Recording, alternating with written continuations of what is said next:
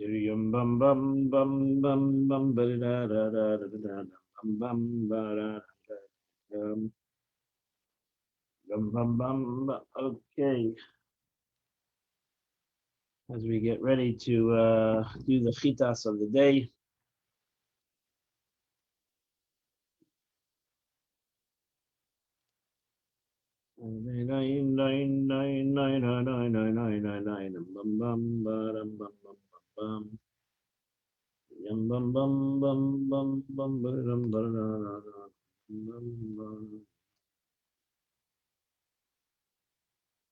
Good morning, everybody. Today is Tuesday, third day. We're holding in the third reading of the portion of Bahar and Bechukotai. We are holding on chapter 25 in the book of Vayikra, chapter 25, verse 29. Yish ki yimta beis Moshav irchaim. Torah is talking about the laws of properties in the land of Eretz Yisrael, and the Torah is talking about when you sell a property, how long can you redeem the property of this land? So the Torah says as follows: a man will sell because the land of Israel was divided. First, the land of Israel was divided to the tribes, so that's why the Torah says that it's only doesn't belong to anybody. It belongs to God, and God gave it to each and every tribe as a gift, inheritance. But it's ultimately not his, and that's why we learned yesterday that it reverts to its previous owner.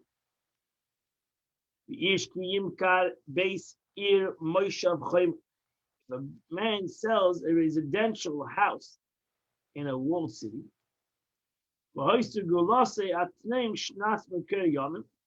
Then its redemption shall take place until the completion of the year, meaning that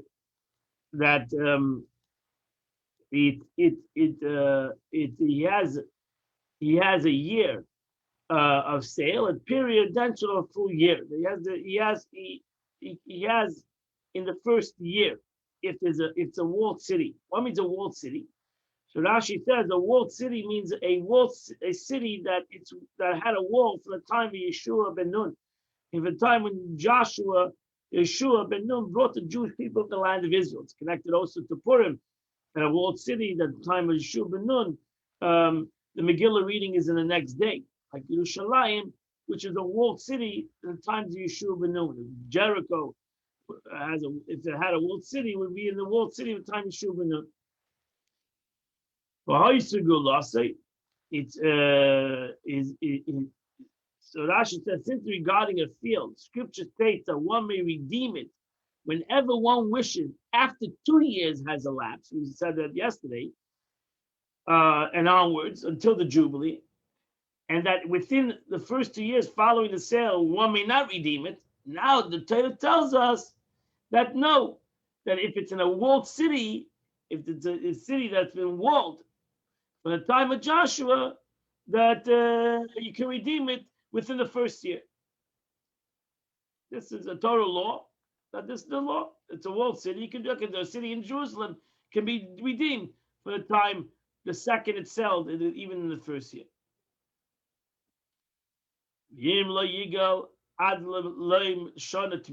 But if he does not redeem it at the end of the first year, then the house, then the other way, the severity of the law is that if you don't redeem it within the first year, now the house stays. If it's a walled city, the home stays to the buyer forever. It shall remain permanently property of the one who purchased it throughout his generations. It would not leave his possession the year of Jubilee. This is only Xeris HaKosov. This is what the Torah tells us, and this is what that's the law. So it's a walled city. The Torah tells us you have 1 year to redeem this land. So in essence, a walled city has a different law than any other law, than any other property. The we're holding this right now. We'll continue. Become a bais. So Rashi says it goes out mikoyach moischer, it goes out from the jurisdiction of the seller, and it goes into the jurisdiction of the buyer. Asher loy chayma. It's interesting that the word loy is not a wall. But over here, Rashi says loy karina. This we see a kri and a ksiv, that the way it's written and the way it's read. Loy, aleph is silent, so you can read a loy with an aleph, no, and you can read loy to him with a vav, which means is to him. So therefore, Rashi says that the kri and a ksiv over here, asher loy chayma, means with a wall. That has a wall, it doesn't mean that doesn't have a wall, because we're talking about, the Torah is talking about a place that has a wall. The Torah wants to tell us, what does the phrase teach us? It already stated the house becomes permanent property to the purchaser. So why does the Torah not even tell us another law? That it stays even if the yovel. To tell us that even if the first year it became yovel, it stays in the property of the buyer. But it could say but a house of open city, so that doesn't have a wall, as they are to be considered as fields of the land. If you have lands around the city, then it always goes out. It has redemption. Somebody the family can rebuy it, and it goes out in Jubilee. So now she says Chasedim to be understood as rendered in Targum, meaning open towns without walls. There are many instances in the book of Joshua, the cities and their open towns. As they are they are like fields which may be redeemed until Jubilee and leave the possession of the purchaser on the time of Jubilee.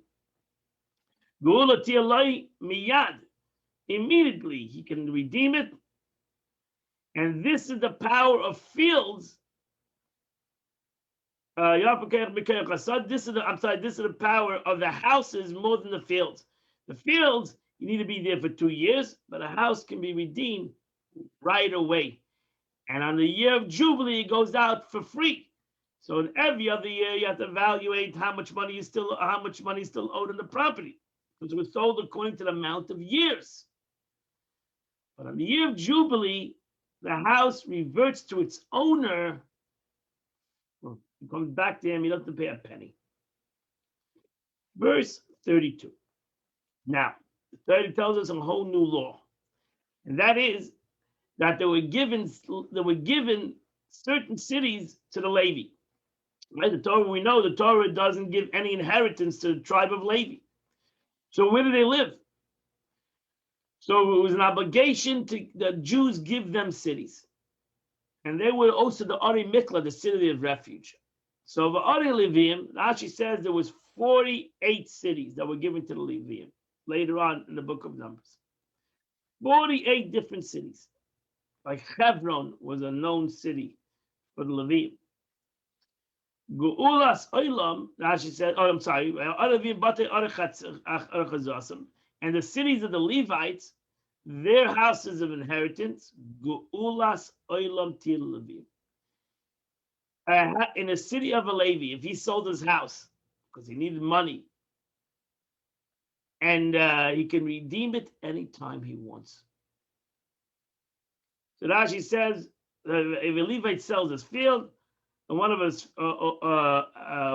fields that were given to him in a 2,000 cubits, not only the city, but even the fields around the city, they had to give 2,000. The Torah says later in Numbers, they had to give 2,000 amos around the city of the Levim, because the city of Levim are also the city of refuge, and therefore they needed to have a buffer zone, a no man's land, so to say, and they were given this land 2,000 amos outside of the city itself. So Rashi says even this land, if it's sold, they can redeem it anytime they want to redeem it. Verse 33. And if one purchases from the Levites, the Yatzimim Kabayis, whether a house or an inherited city, will leave the possession of the purchaser in the year of Jubilee. That also returns to the Levi in the year of Jubilee. He bought the other Leviim, because these are the cities of the Levites. Achuzasim, this was given to them by the Jews as an inheritance amidst the Jewish nation, because God didn't give them a land so the Jewish people gave them these cities. So Rashi explains that it will leave in the Jubilee, meaning the sale of the house or the city will leave the possession of that purchaser and will revert to the Levi who sold it, and will not be transferred permanently to the purchaser like the houses of the walled city owned by the Israelites. Even if they lived in a walled city, the Torah wants to tell us if it happened to be the 48 cities, one of them was a walled city for the time of Joshua, nevertheless, it would return to the Levi in the year of Jubilee. So Rashi said, last Rashi, because the house of the city lived in are their inherited property, they did not have an inheritance of fields and vineyards, but cities to live and their open areas. Therefore, these cities and their open areas are to be considered for them as their inheritance in place of the fields.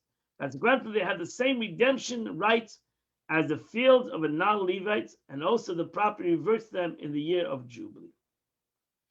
Verse 34. Stay in Migrash Ereim, the fields in the open areas. Lo yimacher, they should not be sold. Because it's an eternal inheritance to them. So Rashi says, what do you mean? He just said that he sold it. So we were talking about that Mamashah Gizba is by the temple treasure. What does that mean? If a Levi consecrated his field and did not redeem it, he didn't sell it. He consecrated it to the temple, the Beis Hamikdash, and the treasurer sold it. And then the Beis Hamikdash, what are going to do with the land? The Beis Hamikdash got the land, so they'll be able to sell it and use the money. So that situation, over here, the Torah says, in the year of Jubilee, the field does not leave the possession of the purchaser and reverts to the Kahanim. As it said, the concept of field, original owner, an Israelite. And if he sold the field to another man, he no more will redeem, but the Levites may always redeem his field. And therefore, the Torah would tell it that if he gave it to the Kohen, and the Kohen sold it, he can still, the Levi can redeem it from where the Kohen, the Kahanim, the Beis Hamikdash sold. Verse 35. If your brother becomes destitute and his hand falters besides you, support him. You should, whether he's a convert or a resident, he shall live with you. So that's what does it mean over here? Do not allow him to fall down and collapse altogether. Don't wait till a person is destitute to help him, in which case it will be difficult to pick him up. Rather, support him while his hand is faltering. But then it's easier to help him out in his troubles. What is it compared to? To a load on a donkey while it's still on a donkey. One person can grasp it and hold its place.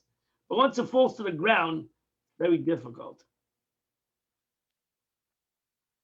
Help a person out before he becomes destitute. Verse 37. Help him with a loan, and don't take interest or increase. You shall fear God, and let your brother live with you. So Rashi said the rabbis regard this as one. Torah uses two terms, takes interest, transgression, thereby two negative commandments. That's why the Torah says it as two, an increase and a nesha. They're both the same thing, they're interest. However you want to increase in money or in nesh or interest, same concept, but the Torah wants to tell you two things, to tell you have done two negative things if you have done such a thing. You shall fear God, A person desires and is naturally attracted to taking interest. That's the normal way. People want to have interest, and it's difficult to stay away from it for the interest. He rationalizes and grants himself for permission because his money, which is lying idle, while his indebted, he says, "Listen, why shouldn't I take interest? I mean, my money, I could put it into business. I could have used the money." So people rationalize the reason that they can't take interest when they're helping somebody out, and they justify their taking the interest from their fellow person. And therefore, God says, so fear God, do not take any interest. As Kas of 37, you shall not give your money in interest. You should give your food in increase. Just like you're not to give money in interest, you can't give food in interest. Verse 30, I am God, your God. I took you out of the land of Israel. To give you the land of Canaan, I am God. This is one of the reasons, actually, why the Rambam says the highest level of charity is giving somebody a loan, not on interest, but giving somebody a loan and helping him get back on his feet. So, what is going out of Egypt have to do with interest? And I distinguish between a firstborn in Egypt and a non-firstborn. I am capable of determining and extracting punishment for someone who lends money to his fellow Jew with interest and says it belongs to a non-Jew.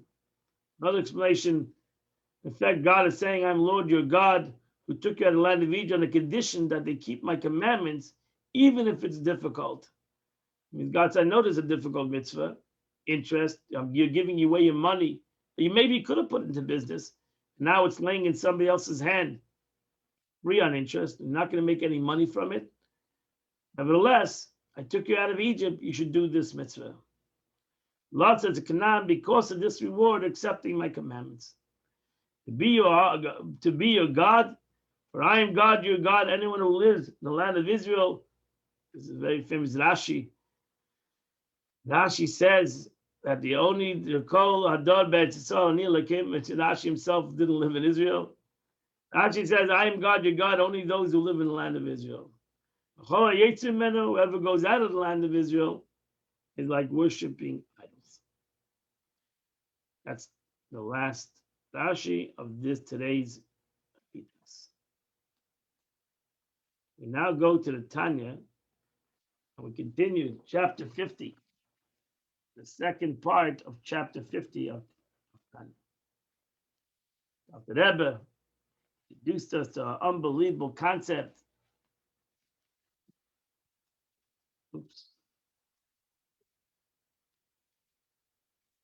An unbelievable aspect in serving HaKadosh Baruch Hu, in a powerful concept of love of God.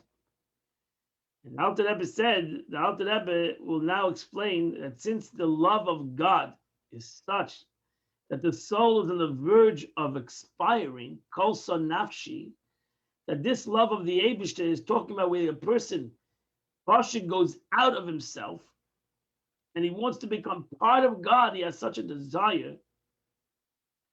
He cannot inspire one directly to serve God through Torah mitzvahs. And why?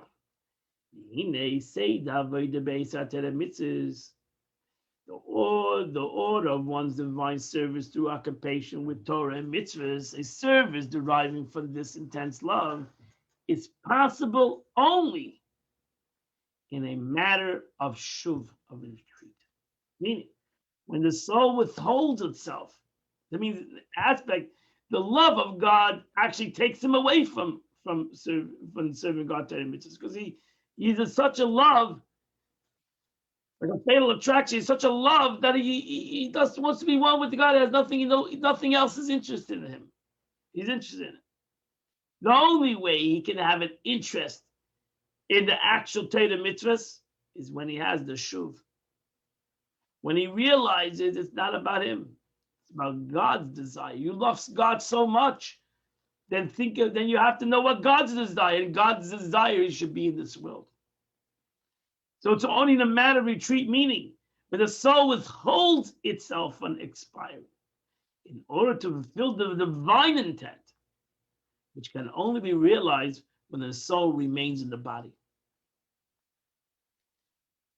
The Moshe Kosev B'Sefer Yetzirah is brought down in the Sefer Yetzirah,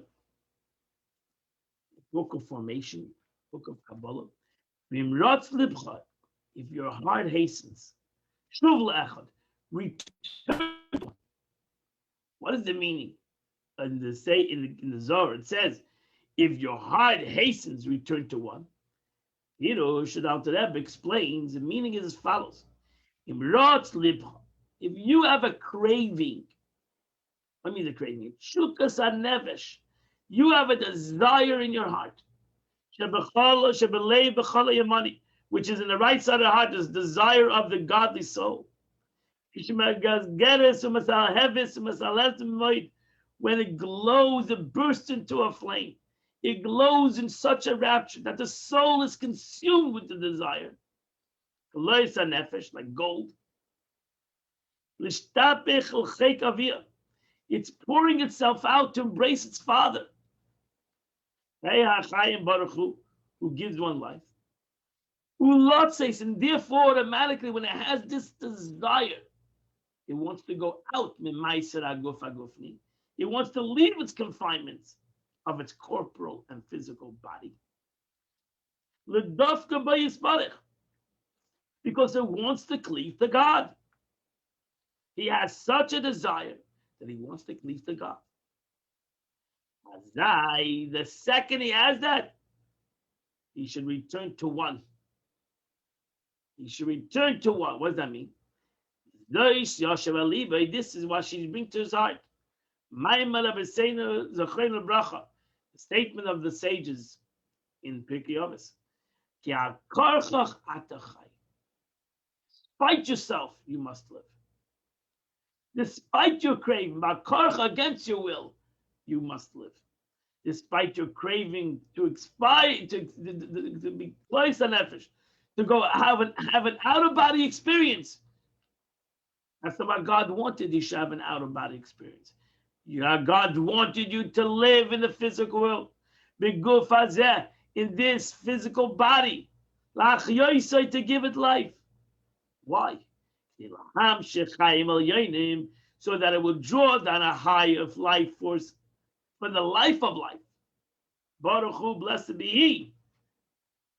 Al Yidei Teiras Chaim, through the living Torah. Why did He want to do that? Because God wanted a dwelling place in this world. To the oneness of God. Gillian of real will. And only if you can do it, it's through you doing Torah mitzvahs in this world. So you have to stop yourself. And you have to say to yourself, no. I want to have this, I have this desire, but I have to go back to the oneness. I got to go back to God's desire.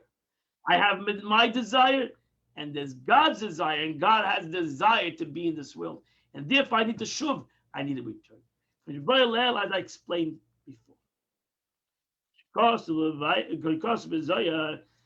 just brought down in the Zohar that to be one and one. What does that mean? Meaning that the unity which is hidden, the one of the highest spiritual world or level, shall become an aspect of the revealed world, become manifest in the oneness of the lower world levels. And that's what the Eibishter wanted.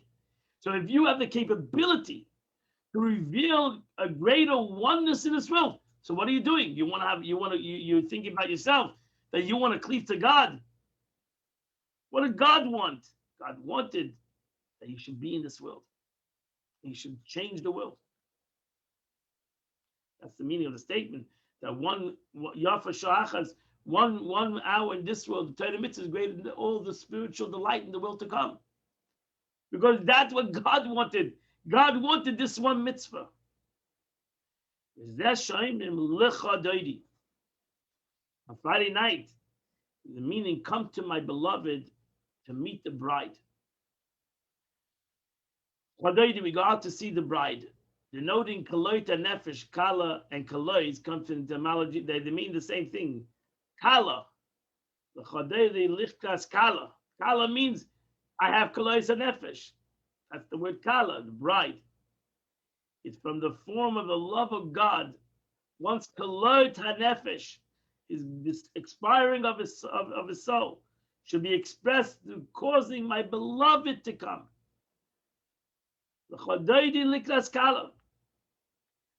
I'm going to my beloved because I have the kalois hanefesh, because I have the desire. So because I have such a desire, I want to bring down I want to bring down my beloved.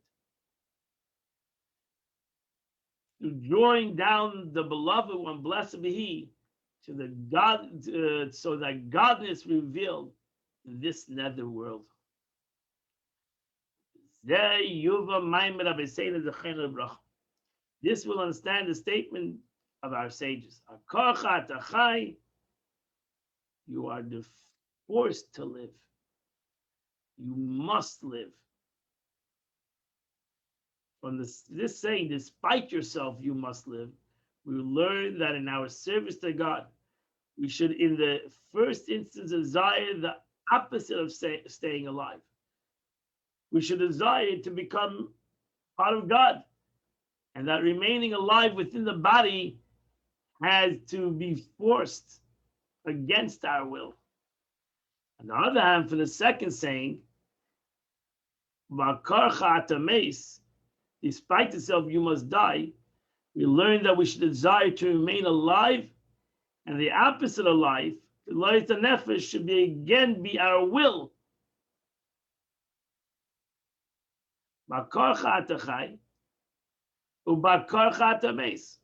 You're forced to live. So I'll explain. The meaning is that you have to stop yourself from having kalois nefesh. Then it says the other way. You're forced to die. That means you should have kalois nefesh. So what should you have? What should be your desire? Should your desire be to live, or you should desire be to have kalois nefesh, to go have a spiritual connection? We can understand this according to what explained above. First, one must come to the point where he can arouse within himself such an intense love of God that one desires kalois nefesh, or remaining still alive despite oneself, only for the purpose to fulfill God's will. That one reveals godliness and the oneness in this will. So this is the meaning. Despite yourself, despite your desire, you must live. Afterwards, though, when one is already in the state of retreat, he's coming back. He wants to live. In this way, one injects into the state of retreat, into the world, a higher. So you bring. Then it says, so because you did the kalois nefesh, because you broke yourself, and you overcame your desire to go away, because you did God's will. You're going to bring about a higher level of godliness in the world. And about karchach atames, you're going to bring a level that's higher than life, true life. Furthermore, is this state of withdrawing back into the world, one can possibly become drawn down to lowly mundane affairs. To forestall this possibility, one should once more rouse itself. It's a thinking, or if you have to, you have to have a constant. You have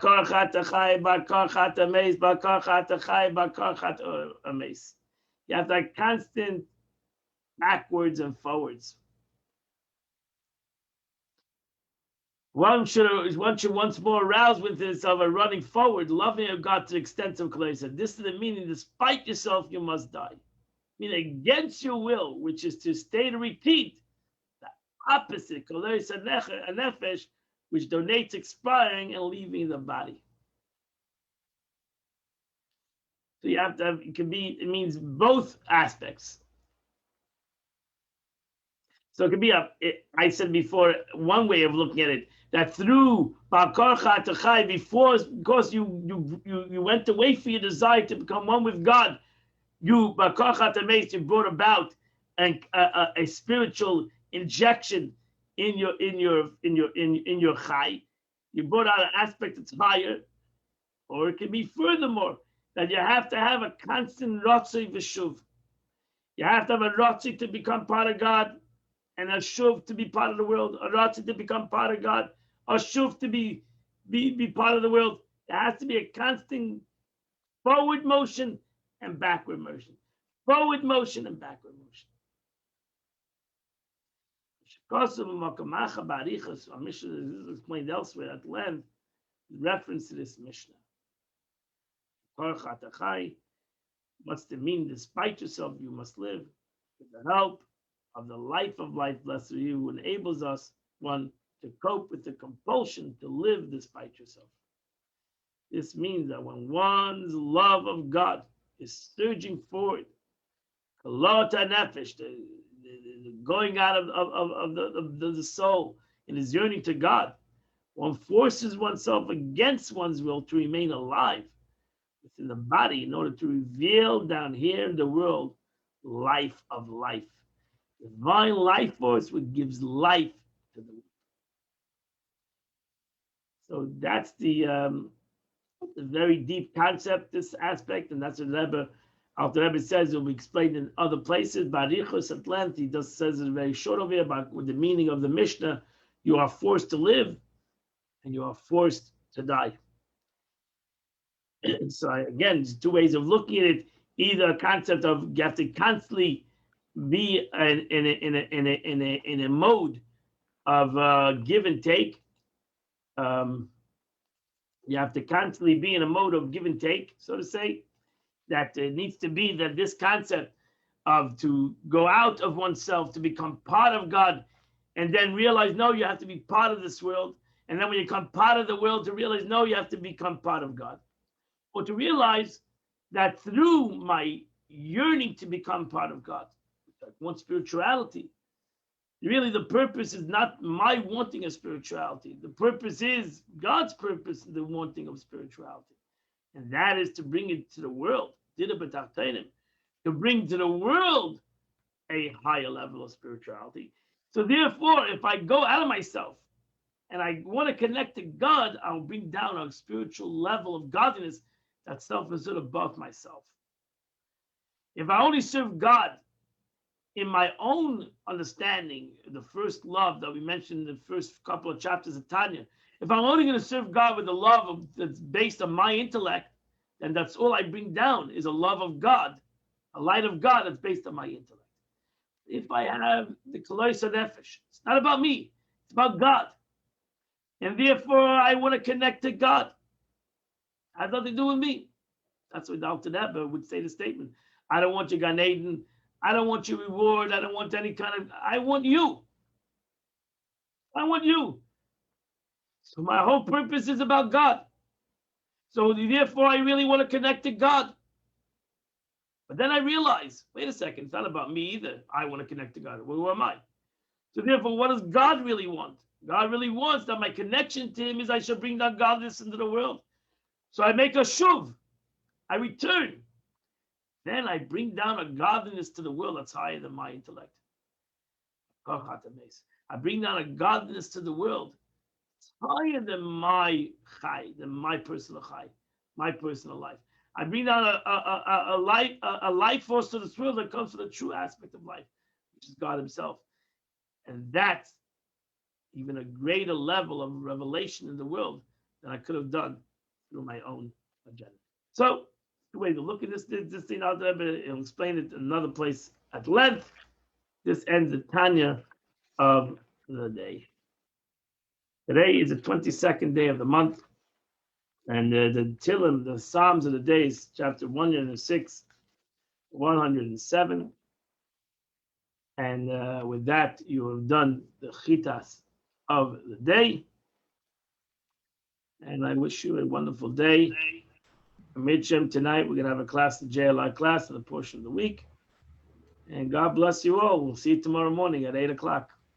Thank you, Rabbi. Thank you, Rabbi. Hi, Karen. Hi, Moshe. Hi, Sarah. Good morning, everybody. Thank you, Rabbi.